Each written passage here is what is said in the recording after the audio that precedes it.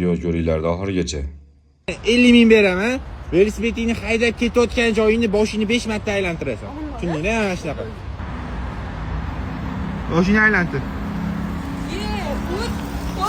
A few moments later. Mana shu narsa bo'lishini biluvdim-da. Hech narsa qiladimi? Bor dedi. Jiddiy tushdi. Bitta kul bo'l, kul. Hurmatli qadrdonlar, videoni ko'rdik. Bu endi o'yin emas.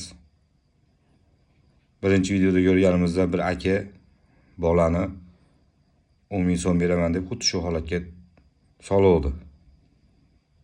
10 ming beraman. Agar haydayotgan paytingda 3 marta boshingni mana shunaqasiga Ikkinchi aylantir. videoda bir qiz ham xuddi shunaqa holatga soluvdi bolani. 10 ming so'm beraymi sen?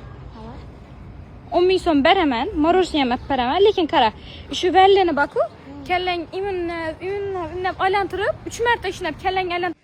Bu o'yin emas-da bu yosh bolalarning hayoti. Odamlar bu kontent uchun, prosmotr uchun nimalar qilyapmiz? Bularga chora ko'radiganlar bormi? Bu trendga aylanib bo'ldi уже. Biz uchun bu ozgina pul bo'lishi mumkin. Boshqalar uchun bu, bolalar uchun bu katta pul hisoblanadi. Bolalar buni bilmaydi ertaga bu yomon holatlar kelishini.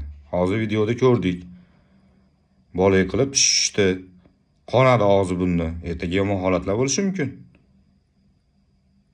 Bunaqa videolar ko'rayotganda izohlarga kulgili smayillar jo'natib, yaxshi ish qilsan, bunaqa deb yozmasa, bularni yo'qotish kerak bularni.